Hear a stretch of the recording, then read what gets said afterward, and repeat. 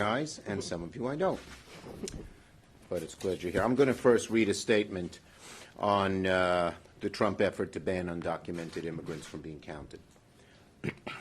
This order isn't worth the paper it's printed on and will be struck down by the courts. Attempting to weaponize the census for political gain is yet another racially driven attack by a president and an administration that wrongly views immigrants as the enemy when they are a vital part of our society.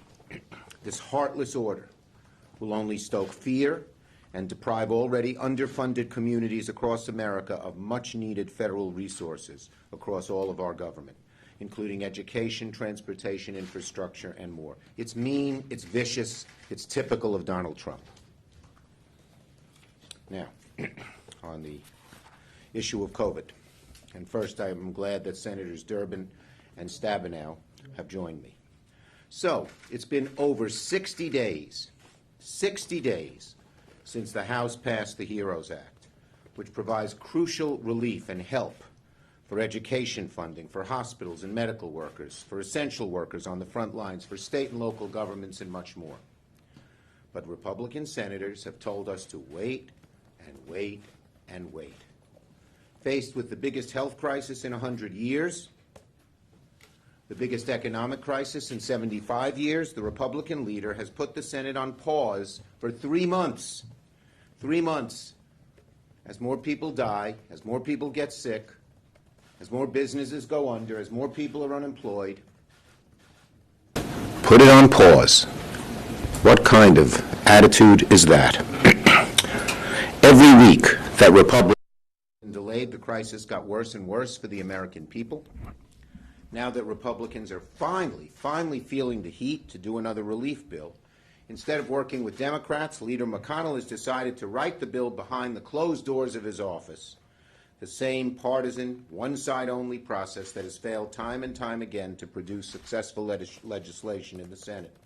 It only delays action. Worse, with time ticking away, Republicans can't even get their own act together. The White House and Senate Republicans are divided and fighting over which corporate interests to please first. Earlier today, I said that Republicans were divided. I wanted to amend that. The Republicans are in complete disarray. And now Americans are experiencing needless pain and uncertainty because of Republican incompetence and division. Even after all this time, 2 months, more than 2 months after the HEROES bill passed, the President's Chief of Staff today said that Republicans were, quote, on their own 20-yard line when it comes to their proposal. What is going on here? This party is incapable of governing at any time, let alone when we have such great health and economic crises. They're just totally incompetent, totally in disarray, totally at war with one another. Well, we don't have time. We don't have time for this mess the Republicans are in. Congress needs to act quickly. But right now, the Republicans are playing a dangerous game of chicken with pandemic relief, fighting with each other, writing their own corporate-focused bill, and refusing to engage with Democrats in either chamber. I urge my Republican colleagues, all of them or at least the saner of them, to abandon their one-party, one-chamber approach and immediately begin bipartisan, bicameral negotiations on the next round of COVID legislation.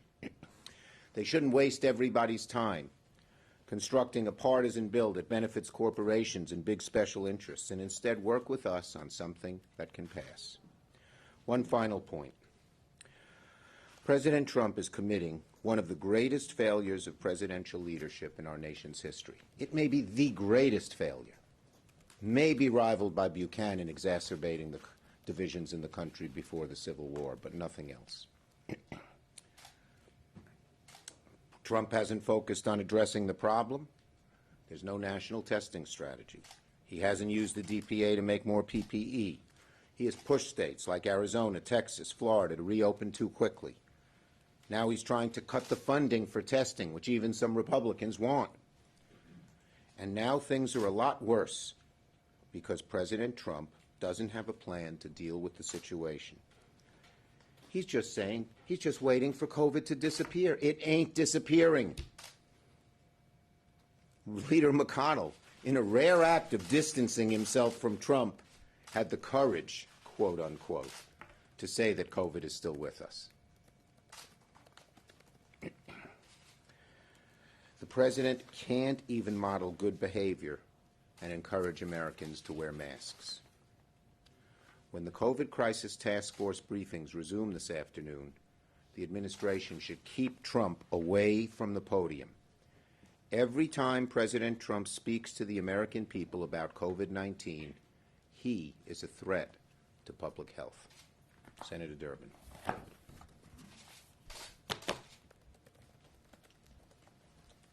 Most of us remember those speeches on the floor from Senator McConnell. They go back almost 3 months ago. It was before there was any specific provision that they were talking about in terms of the next COVID bill. But there's one thing that Senator McConnell wanted to make abundantly clear to everyone that served in the United States Senate. He had a red line, remember? There will be nothing done for COVID unless you respect the red line. And what was the red line? The immunity of businesses across America when it came to liability for COVID-19. How many times did he give that speech? Day after day after day, he talked about the red line when it came to immunity for any kind of liability. Well, I paid close attention to it because I was anxious to see the McConnell proposal when it came to immunity. And I waited and waited and waited, and the best we could come up with so far was a report from the special interest lobbyists on K Street that McConnell and the Republicans had been trying out a couple ideas on immunity on them first. We're still waiting to see the language of this so-called immunity provision from Senator McConnell. But this much we know. The statements that he's made on the floor about the flood, the tsunami of lawsuits that were going to be filed because of COVID-19, the vulnerability of some of the most innocent business owners and individuals across America to these crafty lawyers who are rushing to the courthouse. Well, we have some numbers to report on that. Let me tell you about the tsunami.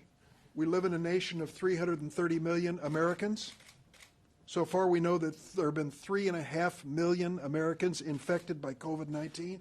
3.5 million? Here comes the tsunami of lawsuits. There have been 15 consumer personal injury cases filed in the year 2020 related to COVID-19. 15, not 15,000, 15. How many medical malpractice cases have been filed in the United States of America mentioning COVID-19 as one of the elements of medical malpractice cases? What would you guess in this tsunami of lawsuits? How many of doctors and nurses and hospitals have been sued across the United States of America? 6. When it came to those 15 consumer personal injury lawsuits, 11 of them involved cruise ships. Does that sound like an outrageous number when you consider the thousands of people who were marooned at sea on those cruise ships, which were floating petri dishes for the COVID virus? 69 unsafe workplace lawsuits, 69 across the United States. Well, let me tell you, the numbers tell the story. There is no tsunami. There is no flood. What Senator McConnell is trying to do is capitalize on this moment of uncertainty in America to close down the responsibility of businesses to make certain they do everything reasonably possible to protect their customers and their employees. That's what it comes down to. 28 states have already passed legislation. They want to make sure that their states are on top of it. But Senator McConnell doesn't care what these states think. He wants to preempt their lawsuits and their laws and basically say that businesses across America will be immune. What standard do they have to work toward? What do they have to do to make sure their businesses are safe? Any standard will do, according to Senator McConnell. Could be local, could be state, could be federal, could be anything. Good enough for him. That just tells you that when it comes down to fundamental issues like the ones we're facing on the next stage of COVID relief, Senator McConnell has one thing in mind: protecting corporations and big businesses. Well, the American people know better. Overwhelmingly, they've said, if you go along with the McConnell approach to things, what is the incentive for a business to do the right thing? It's far better for us to have a reasonable standard based on public health, and for good businesses, and there are many of them, the majority are good businesses, they can live up to that standard with a clear conscience. They're doing everything they can to protect their employees and their customers. When we finally get to see this McConnell red line legislation, the bottom line question is this: how will you protect America, Senator McConnell, when you try to give immunity to businesses, which could lead to even more infection and death? Well, while Senator McConnell is trying to protect corporate interests, people across America are just saying we need help. They're struggling. They have hardships. You know, some folks call this package we're talking about a stimulus. It's survival for people. That's really what it is.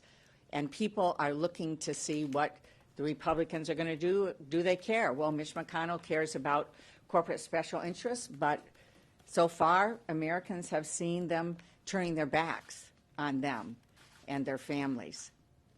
So when we look at, and we've just put out a Democratic Policy Communications report yesterday on some of what people are facing just this week, as well as going into the next 2 weeks. And when we look at it, you see the fact that 30% of Americans didn't make their housing payment this month.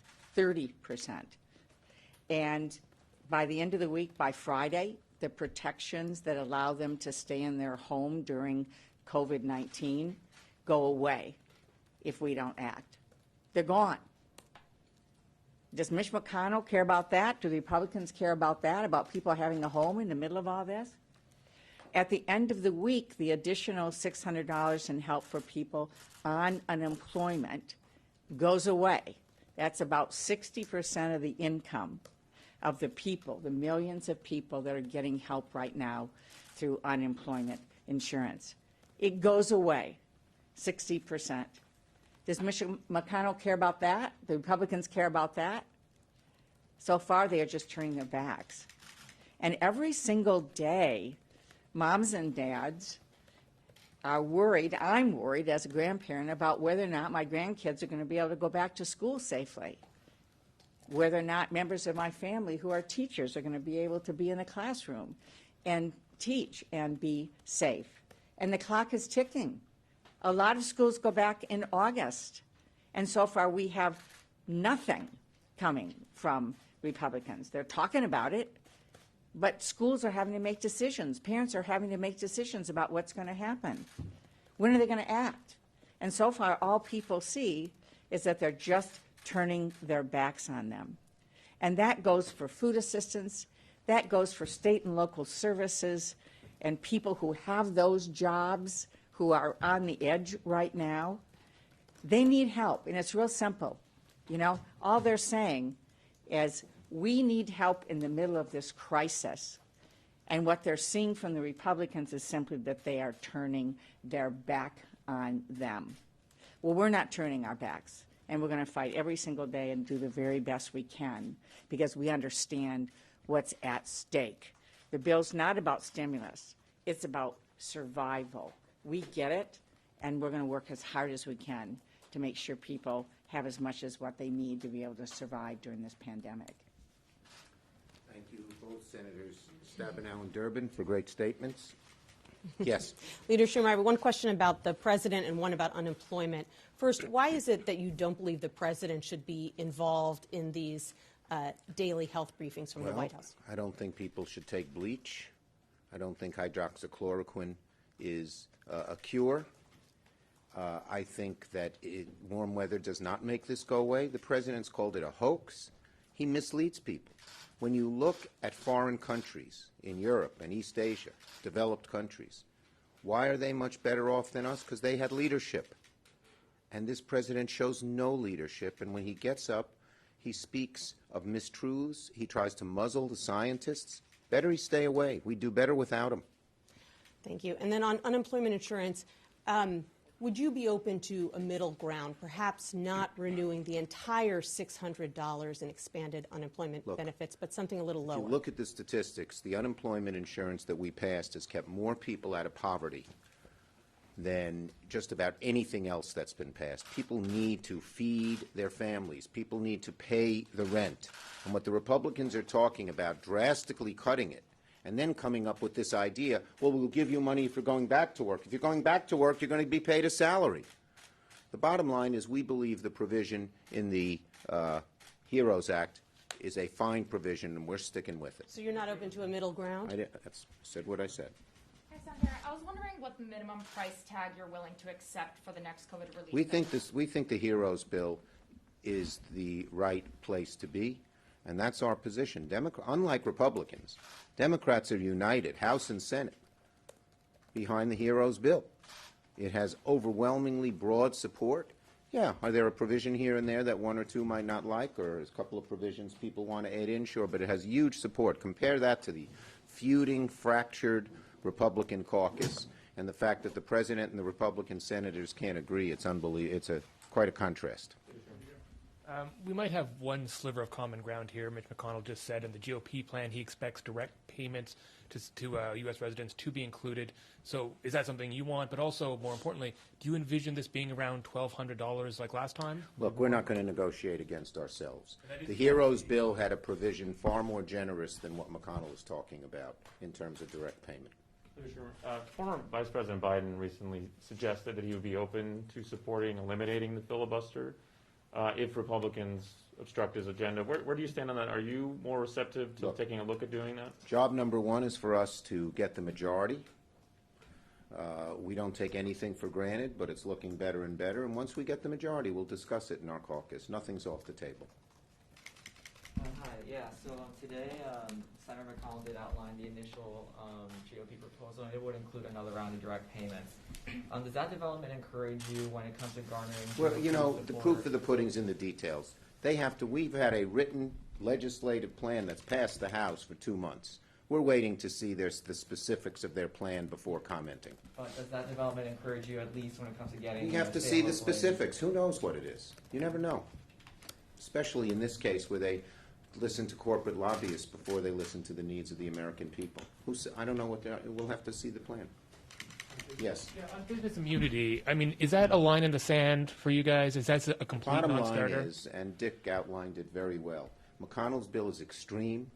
It's been written by lobbyists and corporate, big shot corporate interests. Our number one goal is to protect workers. And for McConnell to make this the number one issue when 20 million are out of work and need help, when people are losing their homes and need help, when people can't feed their kids and need help, when small businesses are going under and need help, shows where he's at.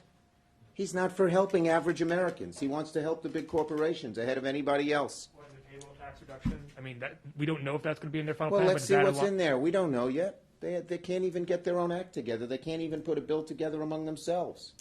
Any Last one. thoughts on the federal forces that have been going into various I think it's cities? despicable. Senator Merkley has legislation that a broad number of people in our caucus support, including me. And it would say no unmarked cars. It would say no unmarked police. And if federal agents want to protect federal property, they should be on that federal property. And if they want to be in any other place, they need permission of the mayor, governor, or executive who has jurisdiction over the area. I thought what the president did is two things. First, it's despicable. It's like a third world despotic country. You pick up someone, no identification, drag him somewhere, and he doesn't even know or she doesn't even know what's doing. And second, it's so typical of Trump. He can't solve the COVID crisis. Testing is a mess. The whole country realizes he's an abject failure, so he tries to do a diversionary thing. But this one is a despicable diversionary thing, and it will backfire on him. Thank you.